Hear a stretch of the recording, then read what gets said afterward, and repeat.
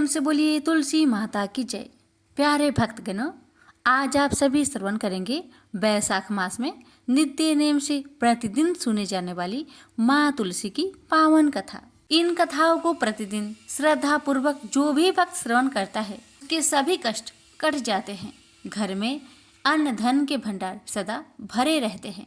सभी मनोकामना शीघ्र ही पूर्ण हो जाती है।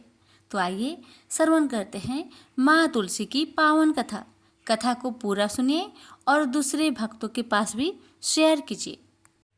तुलसी माता की कहानी। एक बुढ़िया माई तुलसी जी को सींचती और कहती कि हे तुलसी माता, सत की दाता, मैं तेरा बिरला सींचती हूँ। मुझे बाहु दे, पीतांबर की धोती दे, मीठा मीठा घास दे, बैकुंठा में बास दे, चटक की चाल दे, पाटक की मौत दे, चंदन का काठ दे, रानी सा राज दे, दाल भात का भोजन दे, 11 की मौत दे, कृष्णा जी का कांधा दे। तब तुलसी माता यह सुनकर सूखने लगी तो भगवान ने पूछा कि हे तुलसी, तुम क्यों सूख रही हो? तुलसी माता ने कहा कि एक बुढ़िया रोज आती है और यही बात कह जाती है, मैं सब बात तो पूरा कर दूंगी, लेकिन कृष्ण का कंधा कहाँ से लाऊंगी?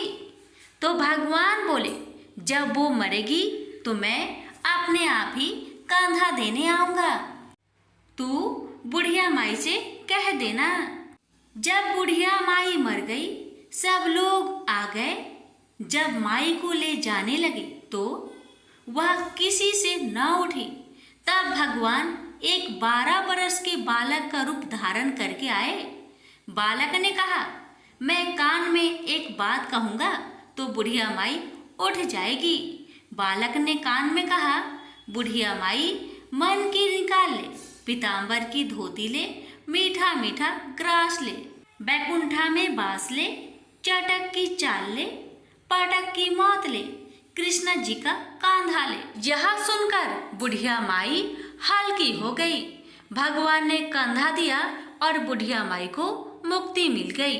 हे तुलसी माता, जैसे बुढ़िया माई को मुक्ति दी वैसे सबको देना। प्रेम से बोलिए तुलसी महारानी की जय। प्रजापति महर्षि कश्यप की कई पत्नियां थी। उनमें से एक का नाम था दनु। दनु की संतान दानव कहलाए। उसी दनु के बड़े पुत्र का नाम दंभ था। दंभ बहुत ही सदाचारी और धार्मिक प्रवृत्ति का था। अन्य दानवों की भांति उसमें ना तो ईर्ष्या ही थी और ना ही देवताओं से देश भावना। वह विष्णु का भक्त था और उन्हीं की आराधना किया करता था। लेकिन उसे एक ही चिंता सताती रहती थी कि उसके कोई पुत्र न था। आचार्य शुक्र ने उसे श्री कृष्ण मंत्र की दीक्षा दी। दंभ ने दीक्षा पाकर पुष्कर में महान अनुष्ठान किया। अनुष्ठान सफल हुआ। उसके अनुष्ठान से प्रसन्न होकर भगवान विष्णु प्रकट होकर बोले, बस मैं तुम्हारे अनुष्ठान से प्रसन्न हूँ, पर मांगो। दंभ बोला, भगवान, यदि आप मेरी तपस्या से प्रसन्न है तो मुझे ऐसा पुत्र दे जो आपका भक्त हो और त्रिलोक की जय हो। उसे देवता भी युद्ध में ना जीत सके। भगवान विष्णु ने तथास्तु कहा और अंतर्ध्यान हो गए और दंभ प्रसन्नचित अपने घर लौट आया। गोलोक में श्री राधा ने श्री कृष्ण पार्षद श्री दामा को असुर होने का श्राप दिया था। श्राप मिलने पर वही दंभ की पत्नी के गर्भ में आया। जन्म होने के पश्चात दंभ ने अपने उस पुत्र का नाम शंखचूड़ रखा। जब वह कुछ बड़ा हुआ तो दंभ ने उसे मुनि जैगी शिष्य की देख रेख में रख दिया। मुनि जैगी शिष्य ने उसे शिक्षा दीक्षा दी। अपनी कुमार अवस्था में ही शंखचूड़ पुष्कर में पहुंचा और उस महान धार्मिक तप स्थली में ध्यान मग्न रहकर वर्षों तक ब्रह्मा जी की तपस्या करता रहा। उसकी घोर तपस्या से प्रसन्न होकर ब्रह्मा जी प्रकट होकर बोले, वत्स, मैं तुम्हारी तपस्या से प्रसन्न हूँ। वर मांगो। पितामह, मुझे ऐसा वरदान दीजिए कि मुझे देवता पराजित ना कर सके। शंखचूड़ ने कहा। ब्रह्मा जी ने उसे ऐसा ही वरदान दिया और श्री कृष्ण कवच प्रदान करते हुए उसे आदेश दिया, शंखचूड़, तुम बद्री का आश्रम चले जाओ। वहां तुम्हारा भाग्य का सितारा उदय होने की प्रतीक्षा कर रहा है। आदेश मानकर शंखचूड़ बद्री का आश्रम पहुंचा। वहां महाराज धर्मध्वज की पुत्री तुलसी भी तपस्या कर रही थी। दोनों का आपस में परिचय हुआ और ब्रह्मा जी की इच्छा अनुसार दोनों का विवाह हो गया। अपनी पत्नी को लेकर शंखचूड़ पुनः दैत्यपुरी लौट गया। शुक्राचार्य ने उसे दानवों का अधिपति बना दिया। सिंहासन पर बैठते ही उसने अपना साम्राज्य बढ़ाने के लिए देवलोक पर चढ़ाई कर दी। ब्रह्मा जी के वरदान के कारण वह अजय हो चुका था। देवताओं को उसे हराने में कोई कठिनाई नहीं हुई। उसने अमरावती पर कब्जा जमा लिया। इंद्र अमरावती छोड़कर भाग निकले। देवता उसके डर से कंदराओं में जा छुपे। शंखचूड़ तीनों लोकों का शासक हो गया और सब लोकपालों का कार्य भी उसने संभाल लिया। उसने अपनी प्रजा की भलाई के लिए अनेक कार्य किए। प्रजा उससे बहुत प्रसन्न थी। सर्वत्र सुख और शांति थी, क्योंकि शंखचूड़ स्वयं भी कृष्ण भगवान का भक्त था। अतः उसकी प्रजा भी भगवान कृष्ण पर पूरी आस्था रखने लगी। उसके राज्य से अधर्म का नाश हो गया। प्रजा इंद्र और देवताओं को भूलने लगी। इससे देवताओं को बहुत क्षोभ हुआ। इंद्र पितामह ब्रह्मा के पास पहुंचकर बोले, पितामह, आपने शंखचूड़ को अभय होने का वरदान देकर उसे निरंकुश बना दिया है। वह अमरावती पर कब्जा जमाए बैठा है। देवता डर डर की ठोकरें खा रहे हैं। हमें बताए हम क्या करें। पितामह बोले, सुरेंद्र, शंखचूड़ धार्मिक और रीति से अपना शासन चला रहा है। प्रजा उससे प्रसन्न है। उसके राज्य में प्रजा सुखी और संपन्न है। हमें उससे कोई शिकायत नहीं है। इंद्र बोले, यह सब तो ठीक है पितामह, लेकिन क्या हम यूं ही भटकते रहे? आखिर अमरावती है तो देवताओं की ही। पितामह बोले, अवश्य है, किंतु शंखचूड़ ने तुम्हें युद्ध में पराजित करके उसे प्राप्त किया है। उसने तुम्हारी प्रजा को भी कोई कष्ट नहीं पहुंचाया है। सिर्फ सिंहासनों का ही फेर बदल हुआ है ना। इंद्र बोला, लेकिन पितामह, हम आपकी संतानें हैं। क्या आप चाहेंगे कि आपकी संतानें यूं ही दर बदर भटकती रहे? कुछ उपाय कीजिए पितामह। पितामह बोले, मैं इसमें कुछ नहीं कर सकता देवेंद्र। जब तक शंखचूड़ के भाग्य में अमरावती का ऐश्वर्य भोगना है, वह भोगेगा ही। तुम भगवान विष्णु के पास चले जाओ। वे अवश्य ही कोई उपाय तुम्हें सुझा देंगे। वहां से निराश होकर इंद्र विष्णु भगवान के पास पहुंचे और उनकी स्तुति करने लगे और बोले, भगवान, देवता इस समय भारी संकट में हैं। ब्रह्मा जी ने अपनी असमर्था जाहिर करके मुझे आपके पास भेज दिया है। कुछ कीजिए प्रभु, अन्यथा संपूर्ण देव जाति ही नष्ट हो जाएगी। विष्णु भगवान बोले, पितामह का कहना ठीक है। मैं भी अकारण शंखचूड़ के संबंधों में हस्तक्षेप करना पसंद नहीं करता। उसकी सारी प्रजा कृष्ण भक्त है और कृष्ण मेरा ही प्रति स्वरूप है। मैं अपने भक्त पर कष्ट होते नहीं देख सकता, लेकिन निराश होने की आवश्यकता नहीं। सूर्यराज, तुम भगवान शिव के पास चले जाओ और उन्हीं से कोई उपाय पूछो। वे अवश्य तुम्हारे कष्ट का निवारण कर देंगे। विष्णु भगवान की बात सुनकर इंद्र निराश भाव से बैकुंठ से निकल आए।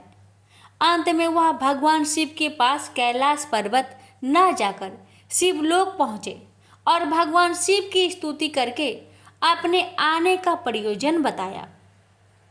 भगवान शिव ने उसकी बात सुनी और उसे आश्वस्त किया। धैर्य रखो सूर्यराज, तुम्हारा सिंहासन तुम्हें अवश्य प्राप्त होगा। मैं गंधर्वराज चित्ररथ को अभी दूत बनाकर शंखचूड़ के पास रवाना करता हूँ। शिव के आदेश अनुसार गंधर्वराज चित्ररथ शंखचूर के राजधानी पहुंचा। उस समय शंखचूर अपने सिंहासन पर विराजमान था। चित्ररथ ने उसका अभिवादन करने के पश्चात अपने आने का कारण बताया। दैत्यराज, मैं गंधर्वराज चित्ररथ हूँ और भगवान शिव का एक संदेश लेकर आपके पास आया हूँ। यह सुनकर शंखचूर के चेहरे पर आश्चर्य झलक आया। शिव के दूत को सामने पाकर वह सिंहासन से उठकर बोला, मेरा अहोभाग्य है कि भगवान शिव ने मुझे किसी योग समझा। आप संदेश सुनाए। क्या संदेश भेजा है भगवान रुद्र ने? गंधर्वराज बोला, दैत्यराज, भगवान शिव का संदेश है कि तुम देवताओं का राज्य उन्हें वापस लौटा दो और उनके अधिकार उन्हें दे दो। भगवान शिव ने देवों को अभय होने का वचन दिया है। शंखचूर बोला, गंधर्वराज, भगवान शिव से मेरा प्रणाम कहना और उनसे कह देना कि शंखचूर के हृदय में आपके लिए बहुत ही ज्यादा श्रद्धा है, परंतु यदि उन्होंने इंद्र के बहकावे में आकर मुझे दंडित करने का निश्चय किया है तो मैं उनकी बात नहीं मानूंगा और उनसे भी युद्ध करने के लिए तैयार हो जाऊंगा। चित्ररथ वापस लौटा और उसने भगवान शंकर को शंखचूर का उत्तर सुनाया। यह सुनकर शिव क्रोधित हो गए और अपने गणों को युद्ध का आदेश दे दिया। उधर शंखचूर ने अपने पुत्र का अभिषेक कर उसे दानवाधिपति बना दिया और अपनी पत्नी से बोला, मैंने युद्ध स्वीकार कर लिया है देवी, ईश्वर करे युद्ध में हमारी विजय हो। अब मुझे अनुमति दो, मेरी सेनाएं तैयार है। शंखचूर अपनी सेनाओं लेकर युद्ध भूमि में जा पहुंचा।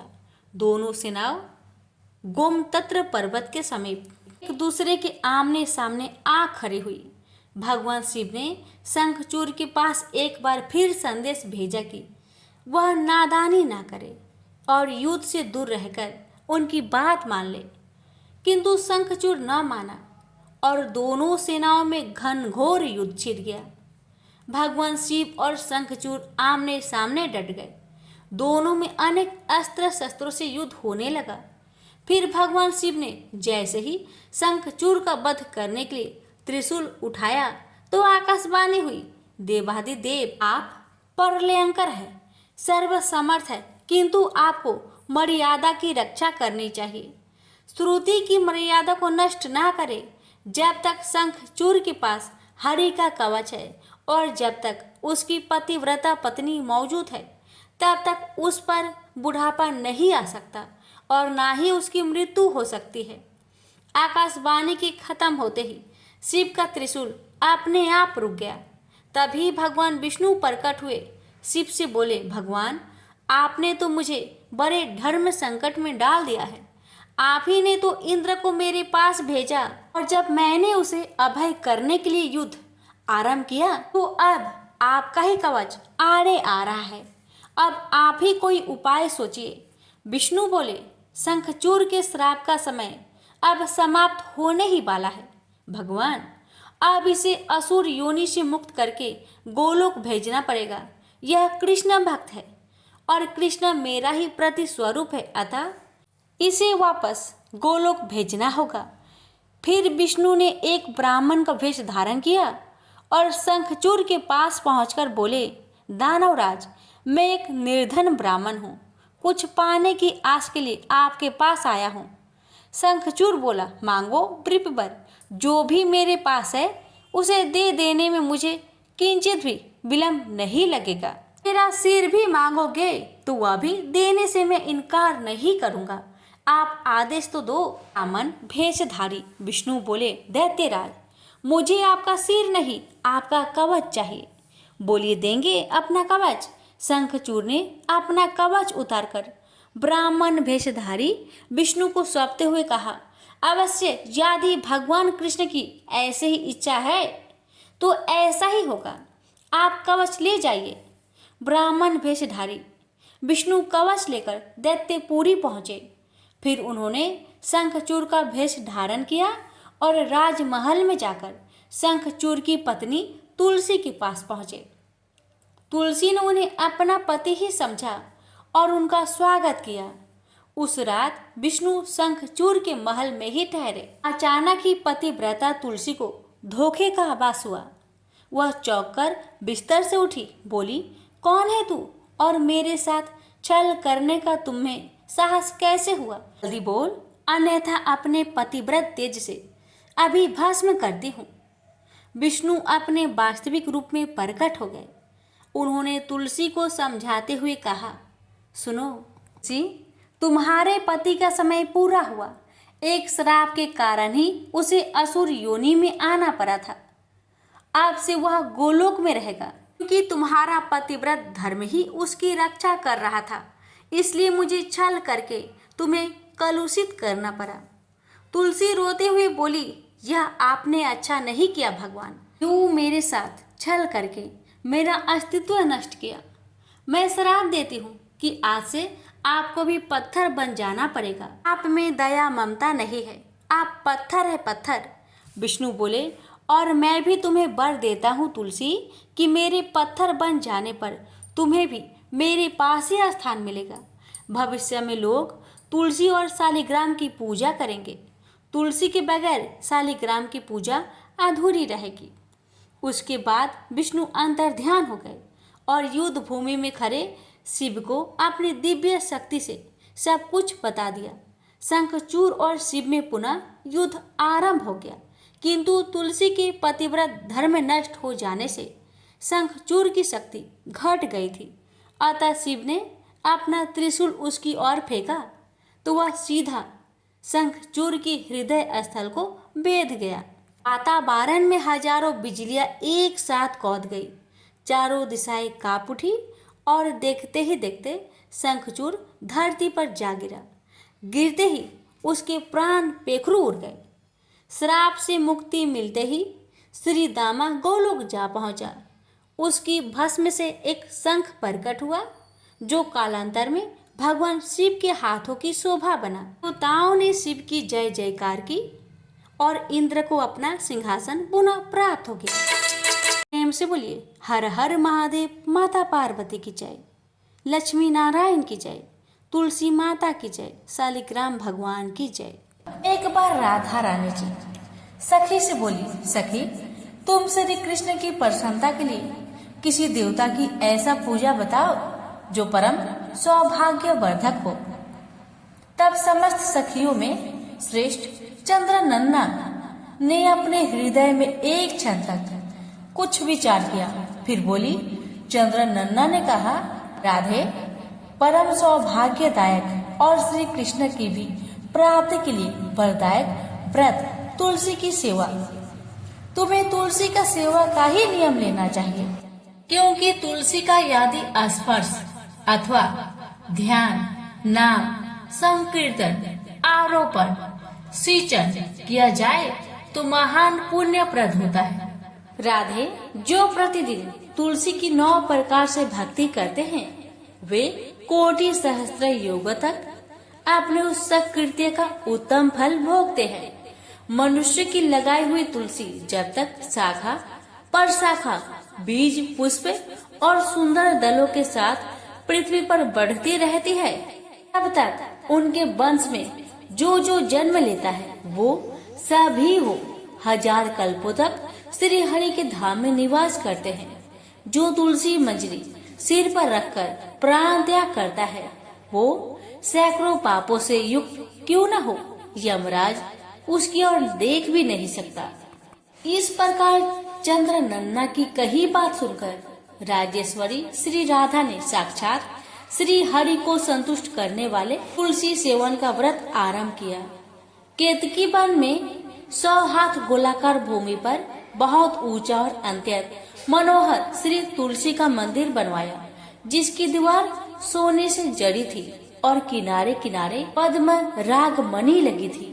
वहाँ सुंदर सुंदर पन्ने हीरे और मोतियों के परकोटे से अत्यंत सुशोभित था और उसके चारों ओर परिक्रमा के लिए गली बनाई गई थी, जिसकी भूमि चिंतामणि से मंडित थी। ऐसे तुलसी मंदिर के मध्य भाग में हरे पल्लवों से सुशोभित तुलसी की स्थापना करके श्री राधा ने अभिजीत मुहूर्त में उनकी सेवा पालन की। व्रत आरंभ करके उन्होंने प्रत्येक मास पृथक पृथक रस से तुलसी को सींचा। कार्तिक महीने में दूध से सींचा, मार्गशीर्ष मास में ईख के रस से सींचा, पौष में दक्षरा रस से, माघ में 12 मासी आम के रस से, फाल्गुन मास में अनेक वस्तुओं से मिश्रित मिश्री के रस से और चैत्र मास में पंचामृत से सींचा। और वैशाख कृष्ण प्रतिपदा के दिन उद्यापन का उत्सव किया। उन्होंने 2 लाख ब्राह्मणों को 56 भोगों से तृप्त करके वस्त्र और आभूषणों के साथ दक्षिणा दी। मोटे मोटे दिव्य मोतियों का एक भार और स्वर्ण का एक कोटि भार श्री गंगाचार्य को दिया। उस समय आकाश से देवता तुलसी मंदिर पर फूलों की वर्षा करने लगे। उसी समय स्वर्ण सिंहासन पर विराजमान हरिप्रिया तुलसी देवी प्रकट हुई। उनके 4 भुजाएं थी, कमल दल के समान विशाल नेत्र थे, 16 वर्ष की सी अवस्था और श्याम कांति थी। मस्तक पर हेममय किरीट प्रकाशित था और कानों में कंचनमय कुंडल झलमला रहे थे। गरुड़ से उतरकर तुलसी देवी ने रंगवल्ली जैसे श्री राधा जी को अपनी भुजाओं से अंक में भर लिया और उनके मुख चंद्र का चुंबन किया। तुलसी बोली, कलावती राधे, मैं तुम्हारी भक्ति से प्रसन्न हूँ। यहाँ इंद्रिय मन बुद्धि और चित्त द्वारा जो जो मनोरथ तुमने किया है वह सब तुम्हारे सम्मुख सफल हो। इस प्रकार हरिप्रिया तुलसी को प्रणाम करके वृषभानु नंदिनी राधा ने उनसे कहा, देवी गोविंद के युगल चरणों में मेरी अहेतु की भक्ति बनी रहे। तब तथास्तु कहकर हरिप्रिया अंतर्ध्यान हो गई। इस प्रकार पृथ्वी पर जो मनुष्य श्री राधा जी के इस विचित्र उपाख्यान को सुनता है वह भगवान को पाकर कृत्य कृत्य हो जाता है। प्रेम से बोलिए तुलसी माता की जय। एक ब्राह्मण था, वह प्रतिदिन मंदिर जाता था। वह प्रतिदिन तुलसी माता का पूजा करता था। वह तुलसी माता से प्रतिदिन प्रार्थना करता था कि हे तुलसी महारानी, मेरे को आनंद करना। तुलसी माता ने सोचा कि यह ब्राह्मण तो बहुत सीधा है और गरीब है और प्रतिदिन मेरी पूजा पाठ करता है, मैं इसके लिए कुछ न कुछ करना चाहती हूँ। तुलसी महारानी ने क्या किया, एक कन्या का रूप बनाकर बैठ गई और उस ब्राह्मण को बोली कि ब्राह्मण, मैं तेरा घर आना चाहती हूँ। ब्राह्मण ने सोचा कि मेरी 6 लड़कियां तो पहले से ही है और 7 लड़कियों का मैं कैसे पालन पोषण करूँगा, लड़कियों की शादी कैसे कराऊंगा, मेरे पास तो कुछ ऐसा भी नहीं है। यह विचार करके वह बहुत परेशान रहने लगा। उसको अब तो खाना पीना भी नहीं भा रहा था। उसकी पत्नी ने एक दिन कहा, क्या बात है, आजकल आप बहुत दुखी रहते हैं, क्या कोई परेशानी है, मुझे बताइए। तो इस पर ब्राह्मण बोला कि मैं रोज मंदिर जाता हूँ, वहाँ पर एक छोटी सी सुंदर कन्या बैठी रहती है और वह मुझसे कहती है कि ब्राह्मण, मैं आपके घर आऊंगी। यही सोचकर मैं काफी परेशान रहने लगा हूँ। मेरी तो पहले से ही 6 लड़कियां हैं, अगर उसे लेकर चलाऊंगा तो 7 लड़की हो जाएगी, फिर मैं सबका पालन पोषण कैसे करूँगा। ब्राह्मणी बोली, अरे इसमें परेशान होने की क्या बात है, आ रही है तो आने दो। ब्राह्मण बोला कि पहले से ही अपने 6 लड़कियां तो है ही, उनकी भी तो अपनी शादी भी करवानी है। तो इस पर ब्राह्मणी बोली कि अरे ये तो कोई बात नहीं है, अपनी 6 लड़कियां की शादी करवाएंगे, वैसे ही 7वीं की भी करवा देंगे, अपन 7 लड़कियों की शादी साथ में करवा देंगे। अगले दिन जब वो ब्राह्मण मंदिर गया तो उस छोटी कन्या ने पूछा, ब्राह्मण, मैं आपके घर आऊं? तो ब्राह्मण बोला, हाँ चल बेटा चल। उनको वो अपने घर लेकर आ गया। इसी माता के कन्या के रूप में ब्राह्मण के घर में आने पर घर आनंद ही आनंद हो गया। घर में लक्ष्मी की बारिश हो गई। जब ब्राह्मण 7 कन्याओं की शादी के लिए वर ढूंढने जाने लगे तो उस छोटी सी कन्या ने कहा कि मेरे तो शालिग्राम जी के मंदिर में जाकर शालिग्राम जी को बोलना कि वह बारात लेकर आए। मेरी 6 बहनों के लिए आप अपने इच्छा अनुसार वर ढूंढ लेना। तुलसी महारानी के मेहरबानी से, उनकी कृपा से उसके तो सब जेवर कपड़ा खाना सब तैयार हो गए और अच्छी धूमधाम से उनकी शादी भी हो गई। और उस ब्राह्मण के तुलसी माता टुटमान हुई। तुलसी माता, जैसे आप ब्राह्मण पर अपनी कृपा बरसाए वैसे हम पर भी कृपा बरसाना, और जैसे आनंद ब्राह्मण के करा वैसे हम सब की करना।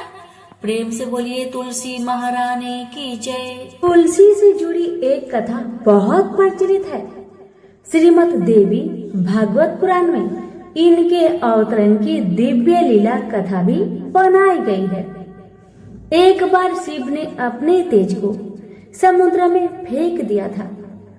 उससे एक महातेजस्वी बालक ने जन्म लिया। यह बालक आगे चलकर जलंधर के नाम से पराक्रमी दैत्य राजा बना। इसकी राजधानी का नाम जलंधर नगरी था। दैत्यराज कालनेमी की कन्या वृंदा का विवाह जलंधर से हुआ। जलंधर महाराक्षस था। अपनी सत्ता के मद में चूर उसने माता लक्ष्मी की पाने की कामना से युद्ध किया, परंतु समुद्र से ही उत्पन्न होने के कारण माता लक्ष्मी ने उसे अपने भाई के रूप में स्वीकार किया। वहां से पराजित होकर वह देवी पार्वती को पाने की लालसा से कैलाश पर्वत पर गया। भगवान देवाधिदेव शिव का ही रूप धरकर माता पार्वती के समीप गया, परंतु माँ ने अपने योग बल से उसे तुरंत पहचान लिया तथा वहां से अंतर ध्यान हो गई। देवी पार्वती ने क्रोध होकर सारा वृत्तांत भगवान विष्णु को सुनाया। जलंधर की पत्नी वृंदा अत्यंत पतिव्रता स्त्री थी।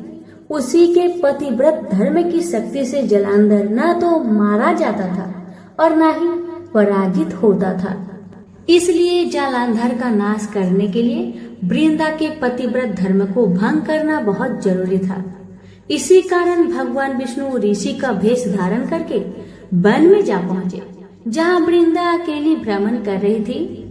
भगवान के साथ 2 मायावी राक्षस भी थे, जिन्हें देखकर वृंदा भयभीत हो गई। ऋषि ने वृंदा के सामने पल में दोनों को भस्म कर दिया। उनकी शक्ति देखकर वृंदा ने कैलाश पर्वत पर महादेव के साथ युद्ध कर रहे अपने पति जलंधर के बारे में पूछा। ऋषि ने अपने माया जाल से 2 बानर प्रकट किए। एक बानर के हाथ में जलंधर का सिर था तथा दूसरे के हाथ में धड़। अपने पति की यह दशा देखकर वृंदा मूर्छित होकर गिर पड़ी। होश में आने पर उन्होंने ऋषि रूपी भगवान से विनती की कि वह उसके पति को जीवित करे। भगवान ने अपनी माया से पुनः जलंधर का सिर धड़ से जोड़ दिया, परंतु स्वयं भी वह उसी शरीर में प्रवेश कर गए। वृंदा को इस छल का जरा भी आभास न हुआ।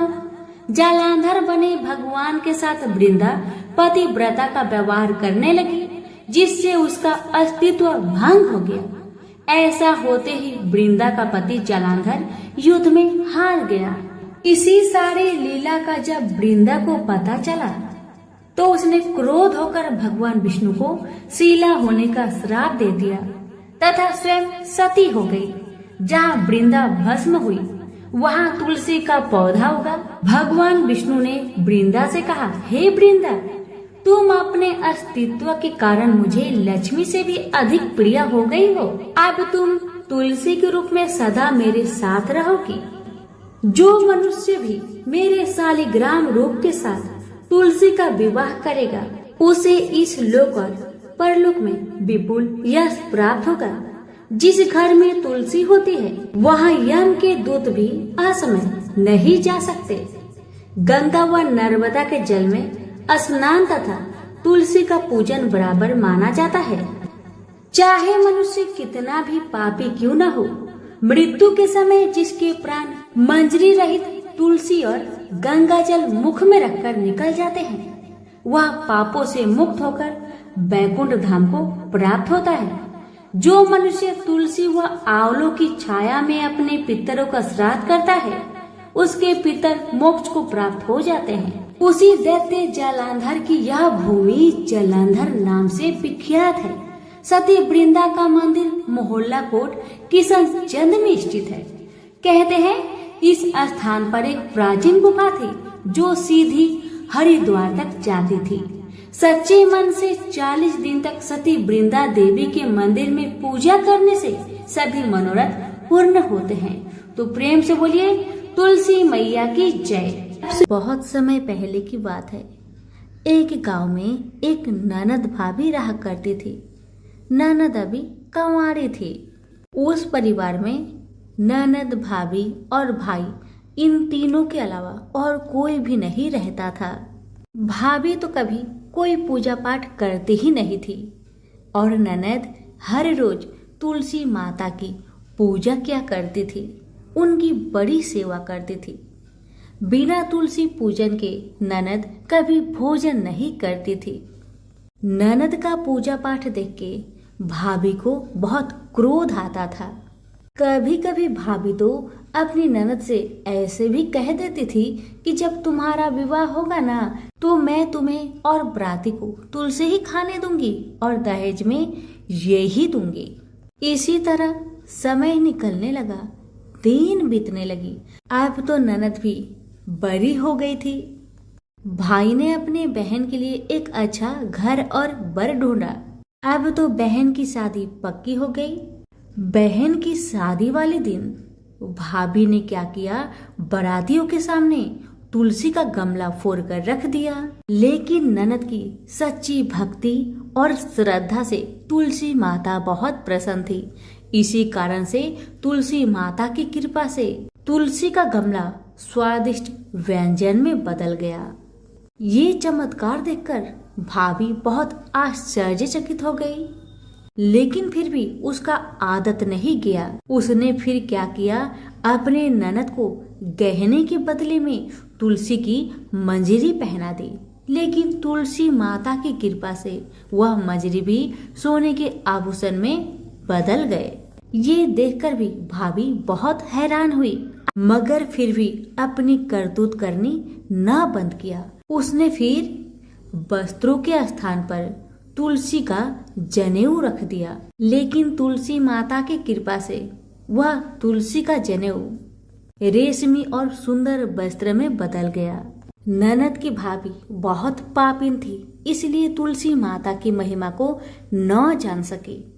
भाई ने अपने बहन को बड़े प्यार और आदर के साथ विदा किया। बहन ससुराल में गई। ससुराल वाले उसके दहेज आदि के बारे में बहुत बड़ाई करने लगे। जब ये बात भाभी को मालूम हुई तो उसे बड़ा आश्चर्य हुआ और तुलसी जी की पूजा का महत्व उसको समझ में आ गया। भाभी की एक लड़की थी।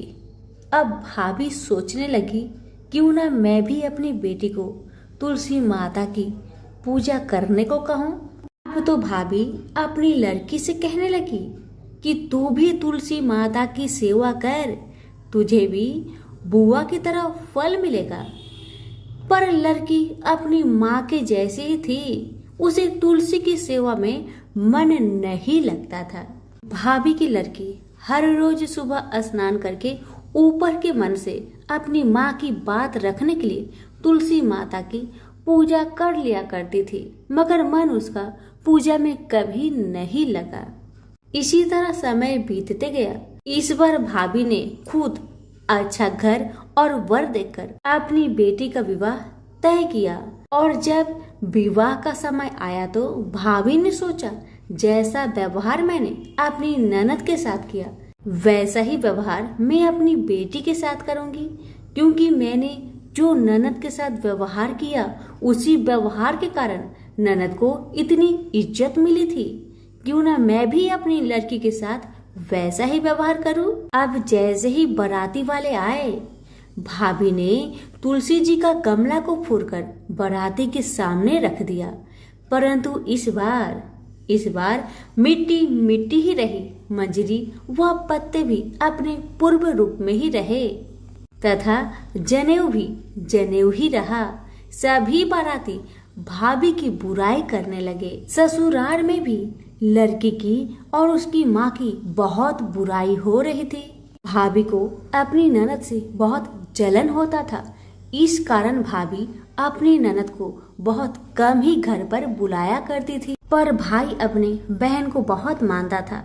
भाई ने एक दिन सोचा, बहन की शादी किए हुए बहुत साल हो गए, क्यों ना मैं अपने बहन से मिलकर आऊं, उसके ससुराल जाऊं। अब भाई ने अपनी इच्छा अपनी पत्नी को बताया। पत्नी से कहा, कुछ सौगात ले जाने के लिए कुछ दो। बहन का घर जाऊंगा, खाली हाथ कैसे जाऊं, कुछ हो तो मुझे दो। भाभी ने क्या किया, गुस्से से जुआर एक थैले में भरकर कहा, लो इसी को लो और अपनी बहन के घर ले जाओ। मेरे पास और कुछ नहीं है, यही है, इसी को ले जाओ। बेचारा पति दुखी मन से चल दिया, वही जुआर भरे थैले को लेकर, और मन ही मन में सोचते जा रहा था, भला कोई भाई अपने बहन के ससुराल में जुआर ले जाता है। यही सोचते सोचते भाई बहन के ससुराल की तरफ जा रहा था। उसने सोचा, ये जुआर बहन के ससुराल ले जाऊंगा तो लोग क्या कहेंगे, क्यों ना मैं इसे गाय को खिला दूं। भाई जब बहन के नगर के समीप पहुंचा और उसने एक गौशाला में गाय के सामने जुआर का थैला उलट दिया। जुआर को उलटता देखकर तब गौपालक ने कहा, ए भाई, तुम ये क्या कर रहे हो? सोना मोती गाय के आगे क्यों डाल रहे हो? भाई ने जब नीचे देखा तो सचमुच हीरे मोती सोना चांदी जगमगा रहे थे। भाई ने तुलसी माता के चमत्कार को जान लिया और जोर जोर से तुलसी माता की जयकारा लगाने लगा और सारी कहानी उस गौपालक को बताया। सोना चांदी हीरा मोती थैले में भरकर बहुत प्रसन्न मन से अपने बहन के घर गया। बहन भाई को देखकर बहुत प्रसन्न हुई और अपनी भाई की बहुत आवभगत की। भाई ने अपनी बहन के सास ससुर से आज्ञा लेकर अपनी बहन को घर लेकर आया और रास्ते में सारी कहानी बताते आ रहा था कि कैसे भाभी ने ज्वार भरकर थैले में दिए थे और तुलसी माता की कृपा से कैसे ये ज्वार हीरे मोती सोने चांदी में बदल गए। भाई को तुलसी माता का महिमा पता चल गया था। अब भाई और बहन घर आकर अपनी भाभी को सारी कहानी बताते हैं और तुलसी माता की महत्व को समझाते हैं और पूजन करने का फल उसे भी बताते हैं। अब तो भाई और भाभी और उसकी बेटी तीनों जन मिलकर हर दिन तुलसी माता का पूजन किया करते थे और तुलसी माता भी उनके पूजन से प्रसन्न होकर उनके घर में अन्न धन के भंडार भर दिए और भाभी की बेटी को भी अच्छा घर और वर मिला। तो सभी मिलकर बोलिए, तुलसी मैया की जय हो। तुलसी मैया की आरती। जय जय तुलसी माता मैया, जय तुलसी माता, सब जग की सुखदाता, सबकी बर माता। जय तुलसी माता, सब योगों से ऊपर, सब रोगों से ऊपर, रज से रच करके सबकी भौत्राता। जय तुलसी माता, बटु पुत्री है श्यामा, सुरवल्ली है ग्रामैया, बेसुनु प्रिया जो नर तुमको सेवे, सो नर तर जाता। जय तुलसी माता, हरि के शीस विराजत, त्रिभुवन से हो बंदित, पतित जनों की तरनी तुम हो विख्याता। जय तुलसी माता, लेकर जन्म विजन में आए दिव्य भवन में, मानव लोक तुम्ही से सुख संपत्ति पाता। जय तुलसी माता, हरि को तुम अति प्यारी, श्याम बरन सुकुमारी, प्रेमा जब है उन्हें का तुमसे कैसा नाता। हमारी विपद हरो तुम, कृपा करो माता। जय तुलसी माता, जय तुलसी माता, जय तुलसी माता मैया, जय तुलसी माता, सब जग की सुखदाता, सबकी बरमाता, जय तुलसी माता मैया, जय तुलसी माता। प्रेम से बोलिए तुलसी मैया की जय।